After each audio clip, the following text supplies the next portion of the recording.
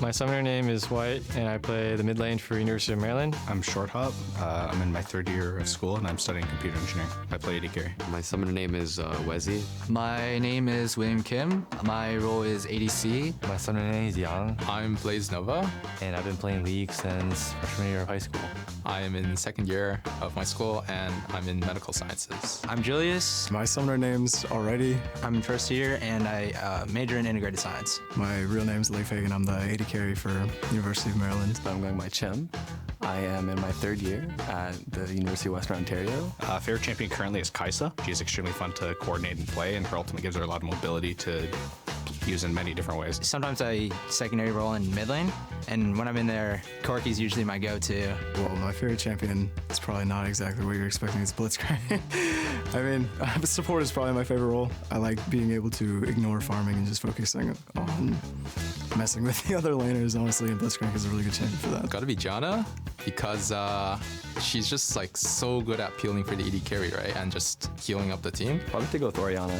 Oriana, definitely, yeah. Just the huge shockwaves and just being able to like change the course of a team fight and having constant lane pressure and priority is just always been awesome for me. Like legit, you just shield your AD carry when they take damage. You tornado them when someone's coming close. My favorite champion is Elise. You W them to damage and slow whoever's coming at you. My favorite champion is Twitch. I like to be sneaky and go to sneak behind to the enemy team and one-shot their carries. I like Rakan a lot. Rakan is, I think his character design, like from the kit to his personality, I just love every bit of it. And you can also just ulti to like, boom, make everyone go like. Welcome back to the League of Legends College Championship presented by State Farm. We're gearing up for Game 2 of Maryland versus Western Ontario after a delayed but decisive win from the Canadian squad. That's some passionate Janna play there. He is feeling the Janna. I'm liking it. And yeah, they did have a very good game 1. It did stall a little bit, as you were saying, but honestly, very impressive game 1 from the University of Western Ontario. And this is actually the only undefeated team in the whole tournament. You know, they are coming in as the 3rd seed, but they were undefeated. And this is, you know, a team that has kind of very humble origins. They are not supported fully by their university. Everything is kind of set up by Short Hop, their AD carry, who, you know, you can tell is very, very passionate about the game, very passionate about League of Legends, and really, you know, kind of wants his team to grow and their university program to grow, and hopefully, you know, that can happen for them. And despite the fact that it's a student-run team, there's no official support, they're all full-time students, lots of them with jobs, etc. All 5 of them have hit Challenger this season. So this is like a very, very high-ranking team, a lot of young talent on this team. And, you know, they're all talking a lot about, like, how can you do that? How can you be a full-time student, hit Challenger, do well in school, do all these different things, play competitively? And it's time management. That is what a lot of these guys have been talking about. You know, being able to be very effective with their time, which I'm always not very good at. I'm well versed in the opposite of that, which is wake up on a Saturday, egregious start looking at your phone, of time. Look up, it's 3 p.m. What happened? One studying or practicing up League of Legends, apparently. That's definitely the reason I'm not Challenger, is poor side man. That's the only reason. Yeah, that's definitely the only reason. Well, you can see Julius. My teammates and my time management. There on your screen. Had a pretty nice Graves game there. Both he and Short Up were deathless in that game. And Julius, I believe, had 100% kill participation in that last game as well. So playing as a team, which is always nice to see from a grassroots organization, but doing work on the Graves. Yeah, definitely the case. And, you know, over on the side of Maryland, Yami and White have been playing together since 2015. So they've been playing for quite a long time, you know, on professional league teams. They were playing together in high school. They won the High School Star League in 2015 against Nuke, who is, you know, Captain Nuke, who is also in this tournament. And they've really been kind of just sticking together as this squad and as this team for a long time, really growing, really improving. They were undefeated before losing to Maryland in the finals. Rather, Illinois was undefeated before they were beaten by Maryland in the finals. So again, coming through, winning that conference, but now backs against the wall, going to have to win 2 straight if they want to continue on in the tournament. As Canada's last hope is hoping for a sweep. We've had sweeps so far in the top 8. We'll see if that trend stops now as Rakan and Singe will get banned away. And there's Rengar Kha'Zix once again taken away from Wezzy. Yeah, they want to ban away those kind of assassin 80 junglers from Wezzy. We'll see if he's going to go back to the tank, go back to something like the Zac once more. or if they are going to look to perhaps try to first pick away that Graves, which has been a very high priority so far in the tournament, but Maryland don't want it and don't want to play against it. We're going to take it off the table here from Julius, who, as you said, had an incredibly strong game on the Graves. A very strong team fighting. His pathing was really intelligent. He was just pretty much doing it all right. I think justifying the first pick they had on blue side, but of course the teams have swapped. Aurelia is banned and Kai'Sa is available. Alrighty, snaps that up away from short hop. Yeah, and I believe that was actually banned out by Maryland on the red side, so they are really highly prioritizing this pick. That was Short Hop's favorite champion, and Short Hop is a guy who loves to play those hyper carries, but it's going to be Alrighty over on it. Zaya, his most played, but he's going to be moving over onto the Kai'Sa, which is so incredibly strong. It really does feel like kind of just a stronger version of Vayne to me, honestly. Yep. It feels like it can do and accomplish very similar things to Vayne in the later and mid-game stages once you have some items, but it has a much better laning phase, I think largely in part to the fact that the Q gives you some wave clear, right? And that's something that a lot of these AD carries without tend to struggle against. You get pushed in, you get poked out, but Kai'Sa can handle that pretty well. Yeah, when you have short range and no ability to AoE waves, you have a bad time under the turret, perhaps continuing to be pushed in by the likes of Caitlyn Morgana, the run back here for Western Ontario. And it is a really tough lane for the Kai'Sa to deal with. If there was one champion that a lot of people talk about is kind of the Kai'Sa counter on these patches, it always really was Caitlyn, because you have to remember this is before the itemization changes for the bot lane marksman, and crit AD carries are still incredibly strong, so Caitlyn plus Morgana going to push you in. It's actually going to be the Kai'Sa Taric.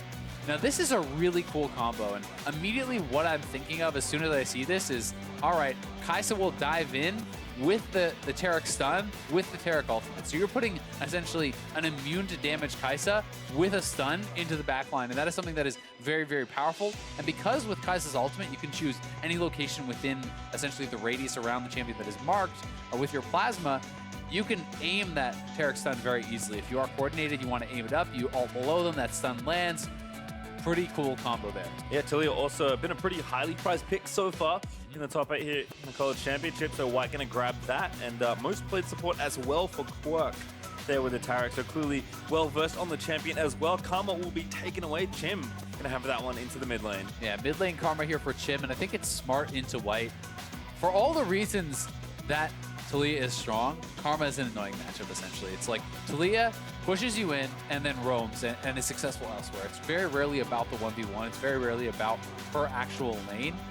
And what Karma does is have a very strong shove of her own, and very often you will see Tyr into straight banner, or sometimes even just straight banner. And that is to lock down Talia in her lane. That is to say, you do not get to roam. If you do, you will lose your turret. You will not get as much as I will.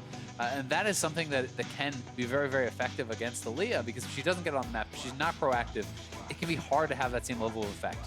You can see On and Trundle now banned away, top versus jungle as far as these first bans go, now that we've moved into phase 2 of this draft. One more remaining. We'll see exactly where Western Ontario wants to go. A bit of consideration here as the players talk back and forth, but looks like they have decided on that final ban. There's also a lot of eggs in the short hop basket, right? This is the Caitlyn, did very well in game 1. You are now giving essentially a secondary support in the mid lane. This Karma going to be able to shield you up, buff you up. That is going to be a very well protected Caitlyn, especially if you're drafting, top or jungle tank, or perhaps even both. Like, that means the Caitlyn is going to have a front line. That means the Caitlyn has the magic immunity from the Black Shield on top of the Karma shielding. So definitely, if that Caitlyn gets ahead, will be extremely difficult to deal with in the team fights. Also, a ton of junglers banned out as well in that last phase. Wow. So not too much left up here. Julius may have to fall back to Xinjiao. He does lock it in. Yeah. And I mean, it's one of the kind of really strong ones that are still on the table that is an aggressive pick. Yes. So if you're looking for jungle dueling, if you're looking for early game pressure, that is something that could certainly give you.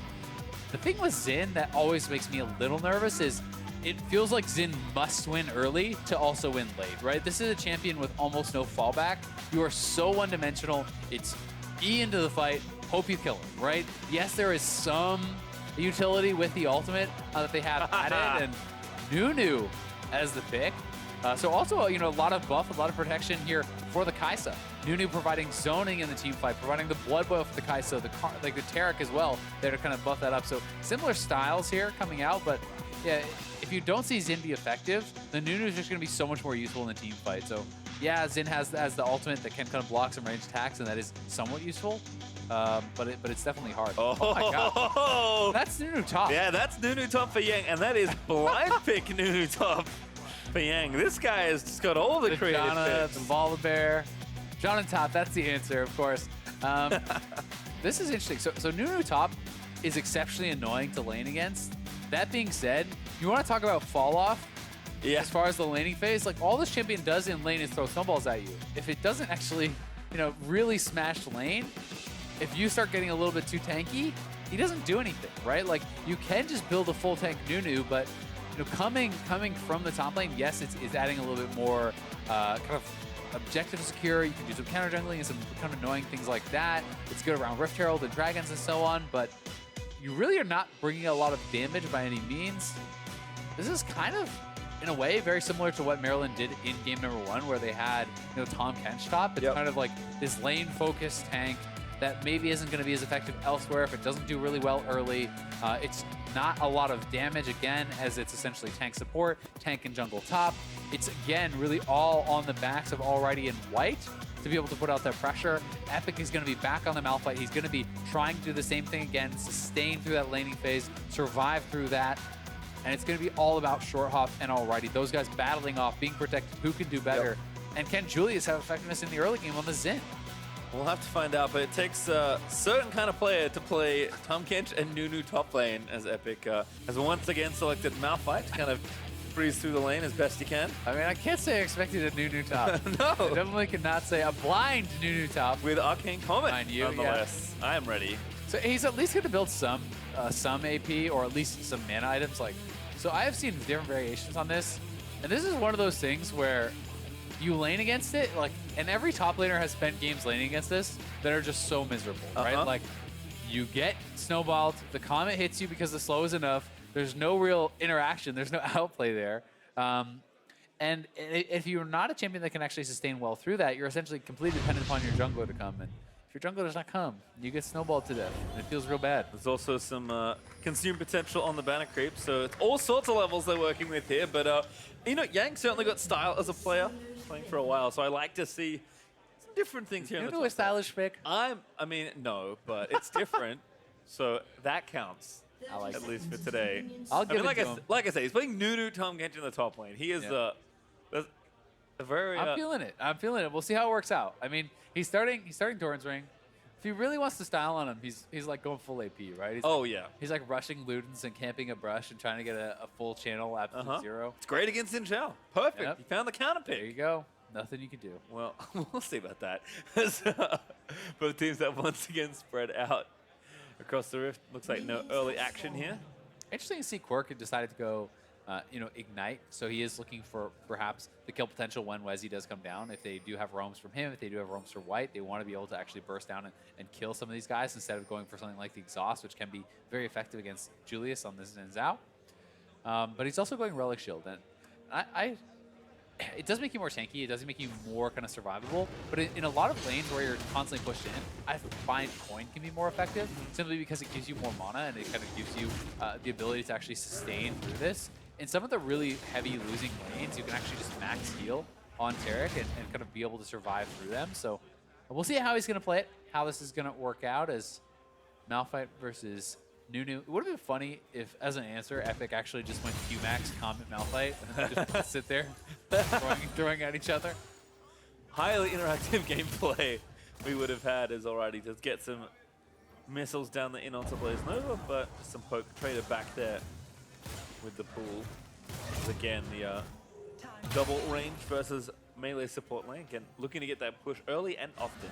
Yeah, definitely the case. And you're expecting to get shoved in, as this Taric plus Kai'Sa lane. But you're hoping to be able to survive under the turret. You're hoping to be able to collect as much of that farm as possible, and then potentially set up ganks, because Taric does have very good gank assist. If you put your Bastion over onto the Zac, you can hit your Dazzle very, very well.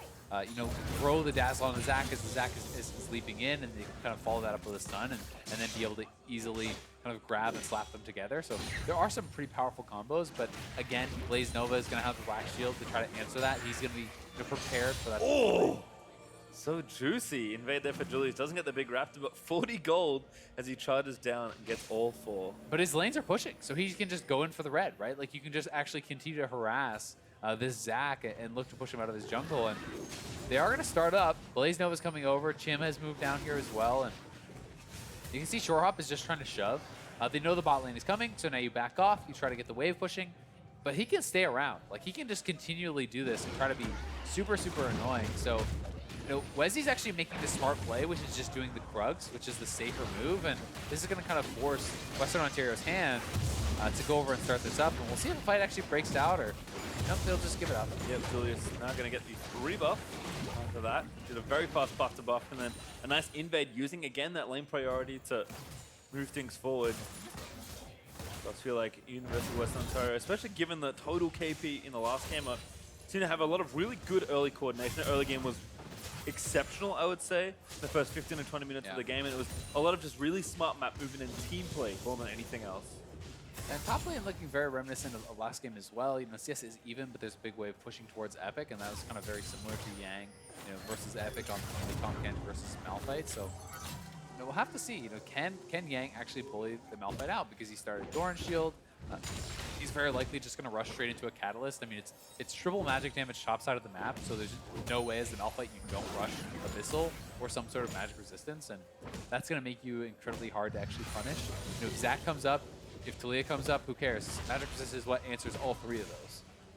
Well, for the first time in a long time, actually, I'm curious to see what was happening in top lane, but now Yang's going to go back and get his first item.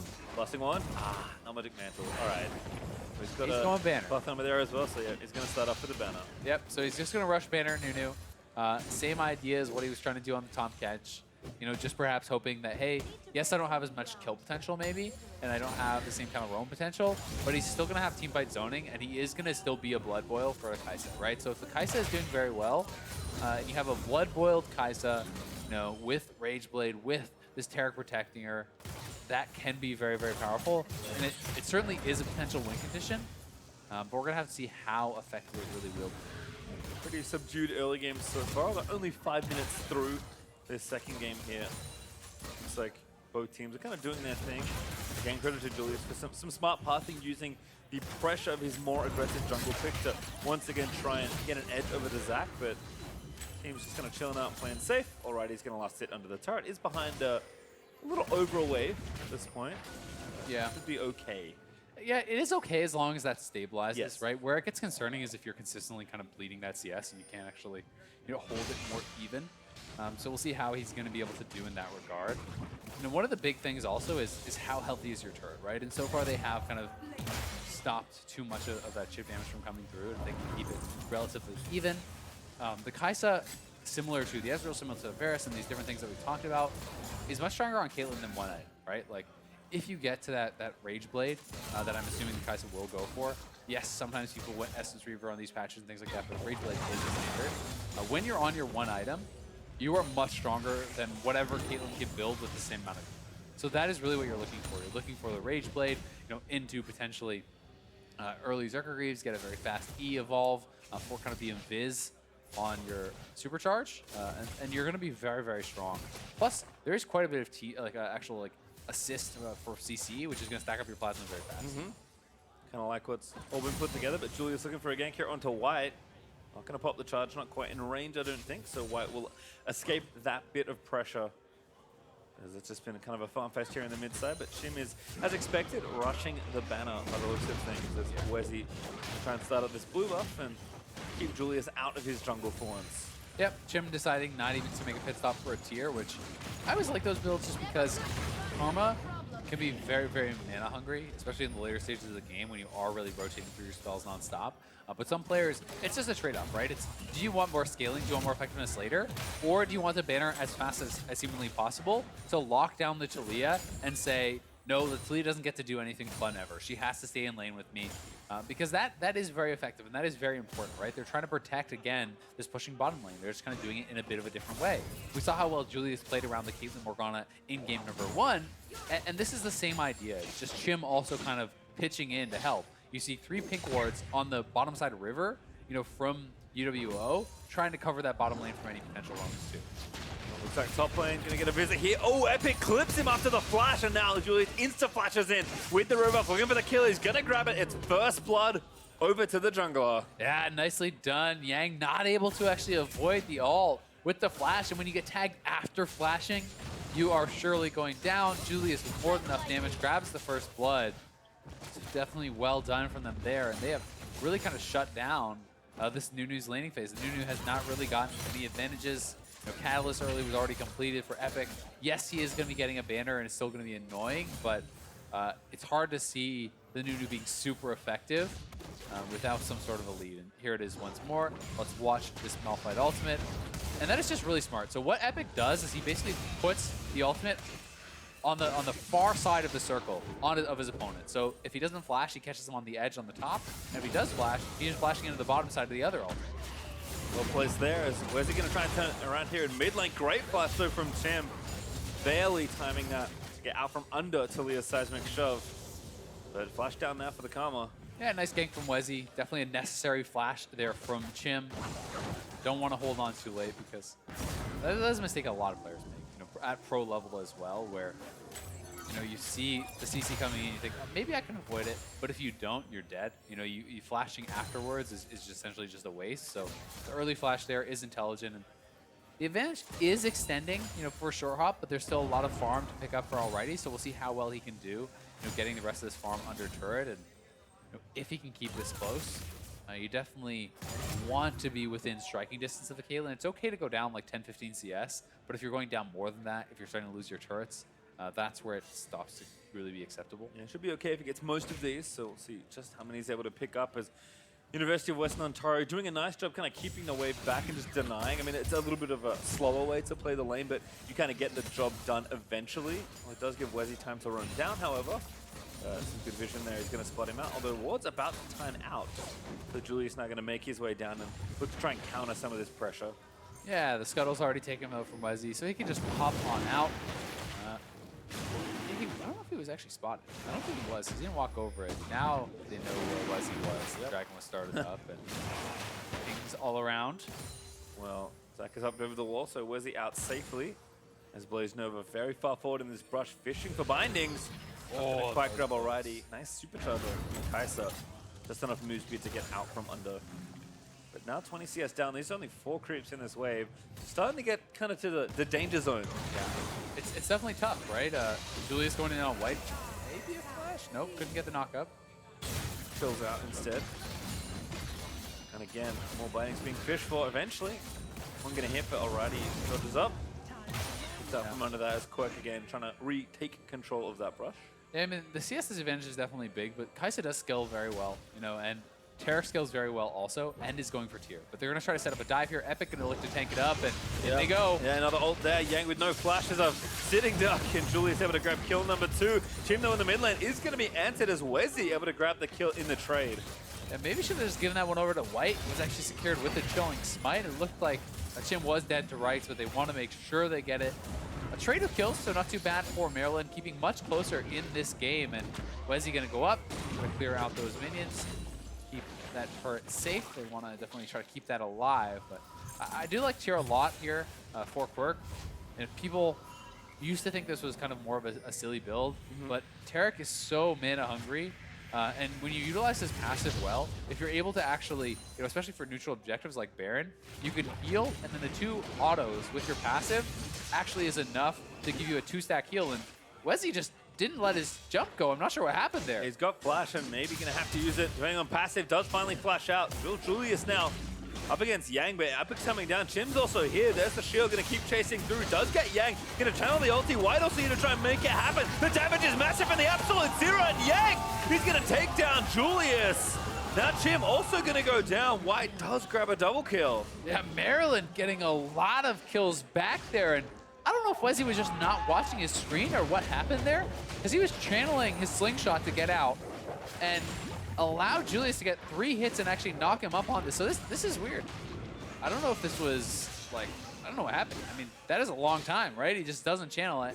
Has to flash. It's looking very bad for Maryland, but the Talia able to join very, very quickly. I can see the Weaver's wall is going to get popped here. Talia comes flying on in.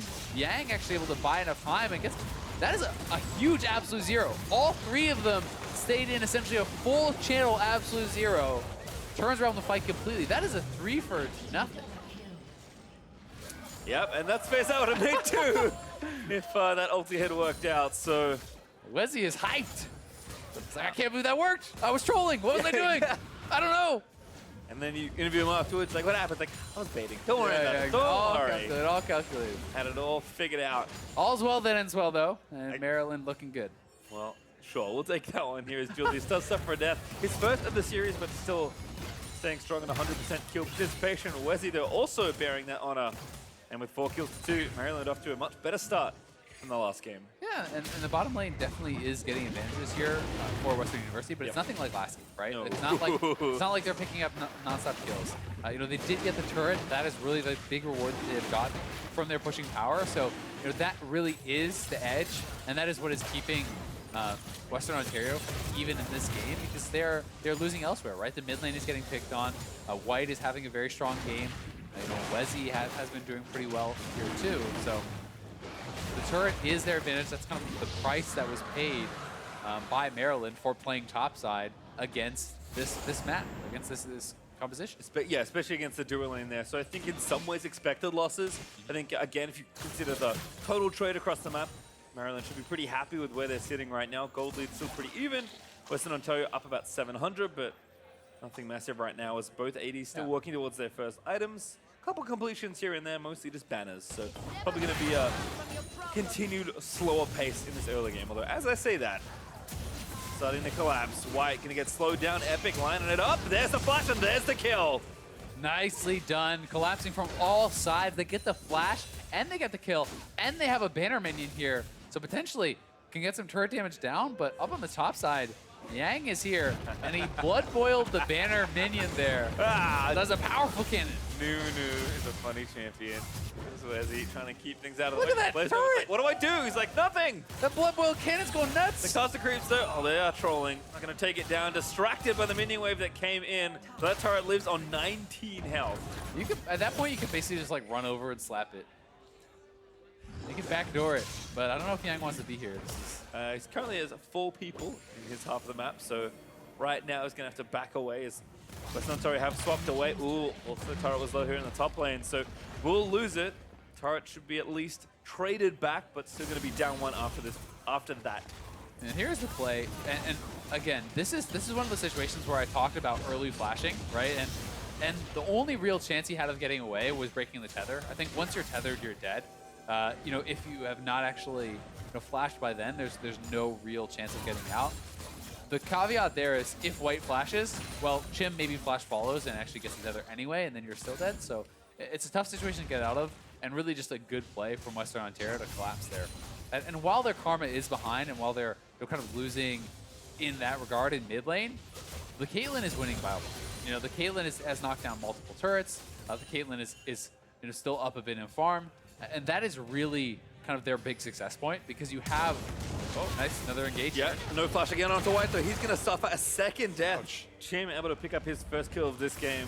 And that is a squishy Talia, right? Like, there's no HP built, there's no resistances. Not saying that's a wrong build or anything, but it's a target that you can pick on. Ooh, ult there from Julius, actually. There's 3 collapse here into mid. Where's he trying to make yet another play? A good disengage, honestly, from Julius. You know, they know they're at a man disadvantage, so no use risking it. So he just throws down the ultimate, disengages, saves his flash. That's a much shorter cooldown, so going to spend that. And Maryland needs to make something happen, because on the bottom side of the map, they are getting pushed in. Some damage will be done to that turret. Some minions perhaps will be lost. But Kaisa is on Rageblade. Yep. Is looking pretty strong at this point in the game. So we're going to see what we actually have as far as the build for Alrighty. You know, if he is going to go more of just like an AD build, like something like Hurricane IE, etc., or Field of Rage. Ooh, another good slap together. Alrighty and quick, both here still. White also going to cut them off to the wall. Jim looking at flick back and does give a kill over to Alrighty. TP in. Maryland going to try and extend the play. Oh, Nunu. Tough life sometimes. That was a really cute use of traps actually by short up the trap Nunu in the raptor pit, but still the damage could be done. He's shut in.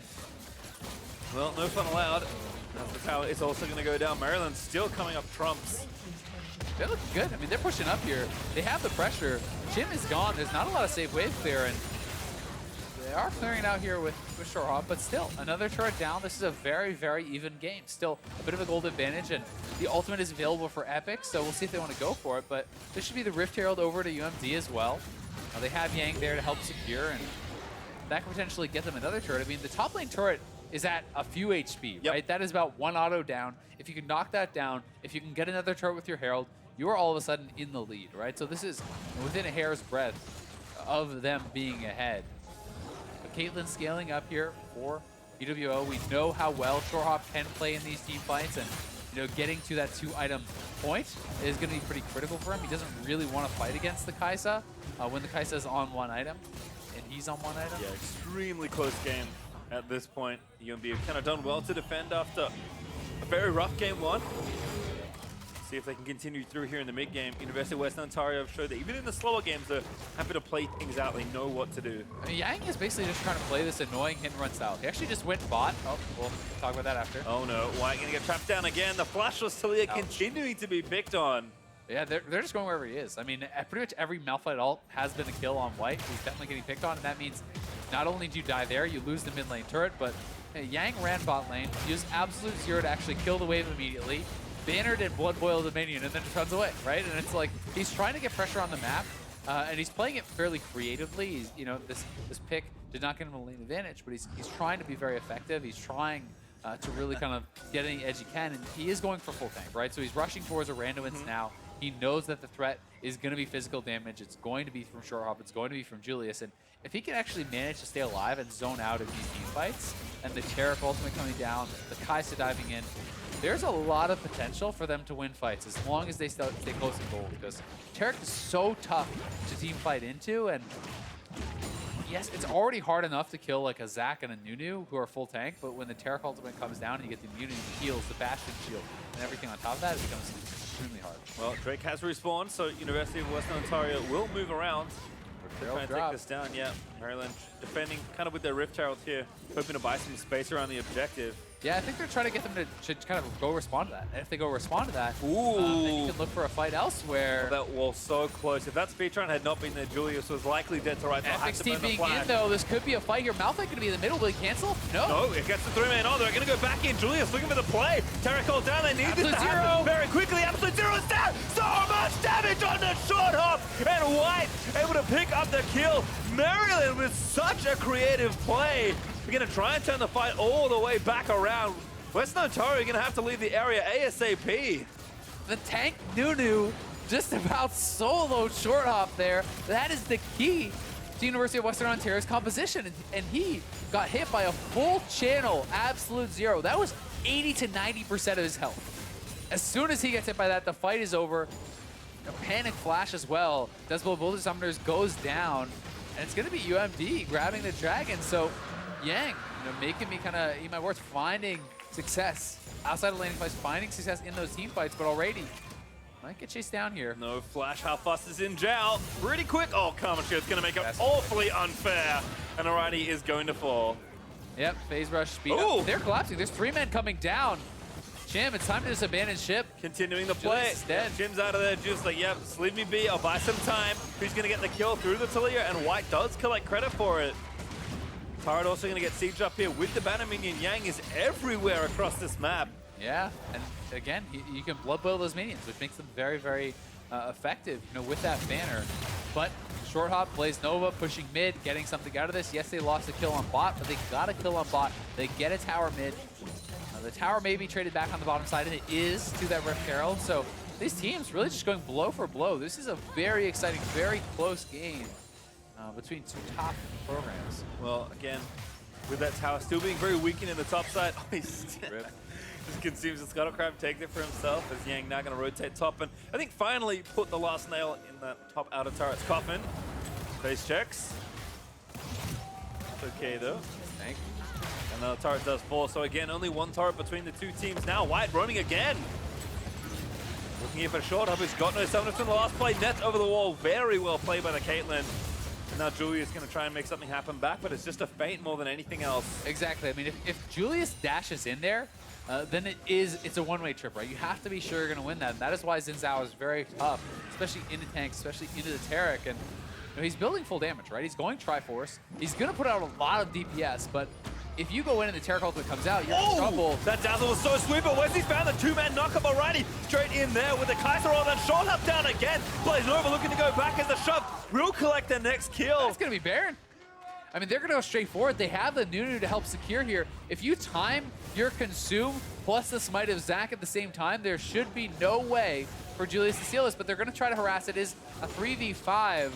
They saw someone go into the brush, but they don't really know what's going on. Now they know the Baron has been started. We'll see if they can delay. Level 3 consume only for Yang. Instead, they look for the fight. Wesley again finds 2 for the grab. Ultimate down there. Epic gonna try and buy some time, but he's gonna go down. Burns the flash instead. Maryland will give it up and go back to the Baron. Julius still here for his steal attempt, but he doesn't have flash. Yeah, and he has no vision. That's the hardest part. And it's against Smite Consume.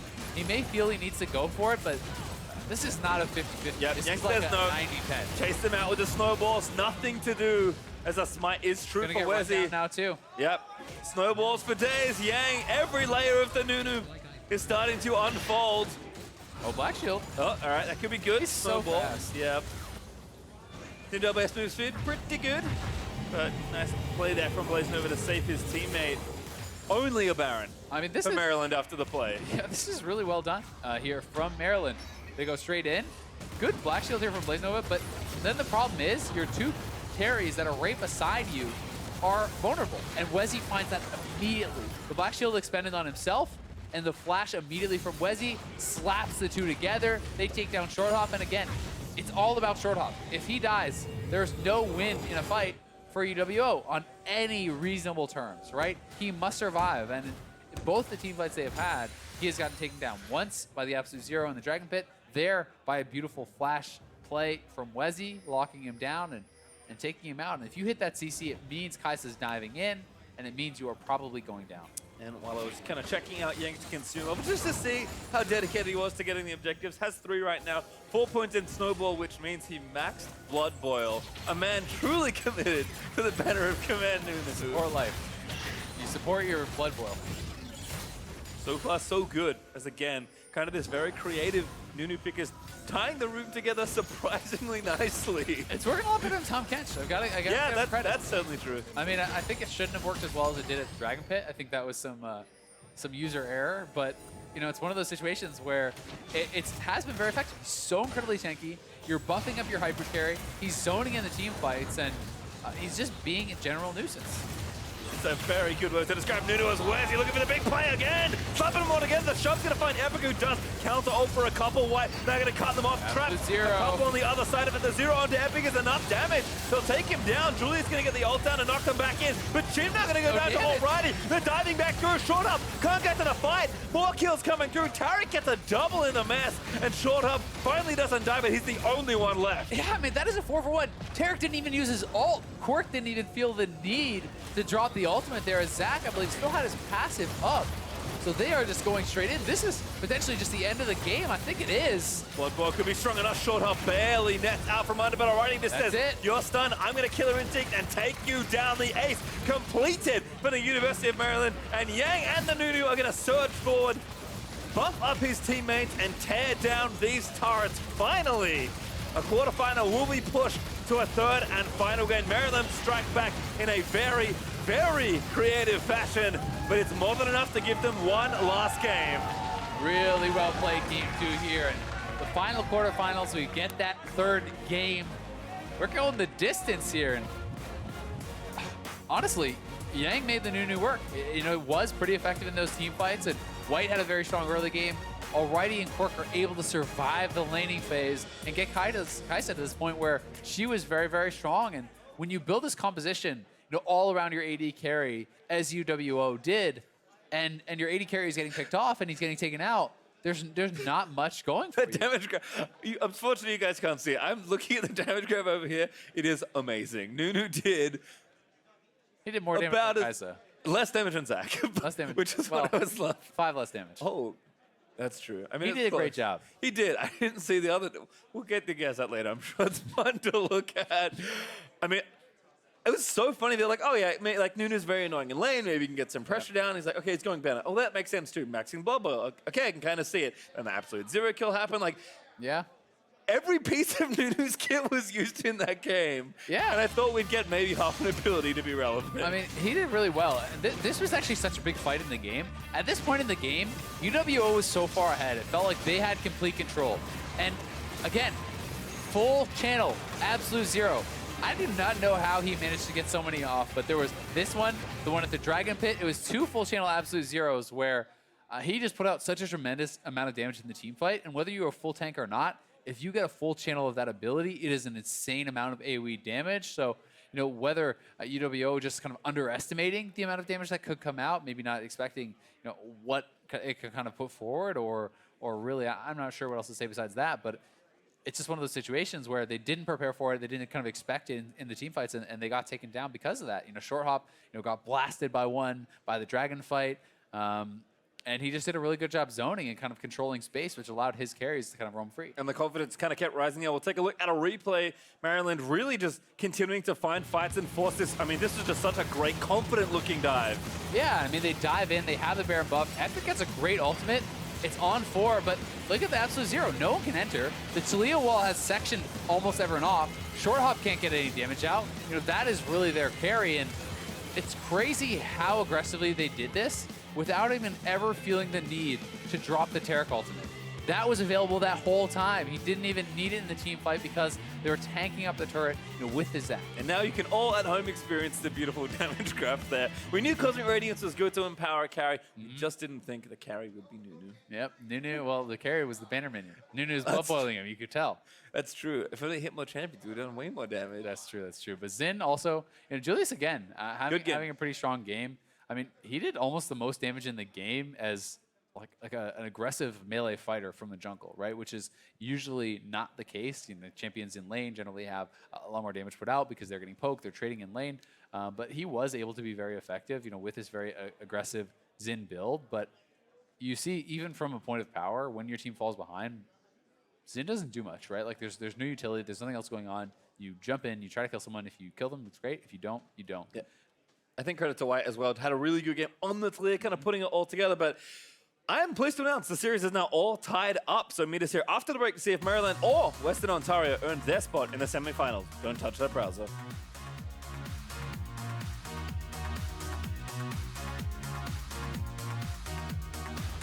Top lane gonna get a visit here. Oh, Epic clips him after the flash, and now Julius insta-flashes in with the robot. Looking for the kill, he's gonna grab it. It's first blood. Does get yanked. Gonna channel the ulti. White also gonna try and make it happen. The damage is massive and the absolute zero, and yank! He's gonna take down Julius. I got him. Good. I pulled them all out. Kill.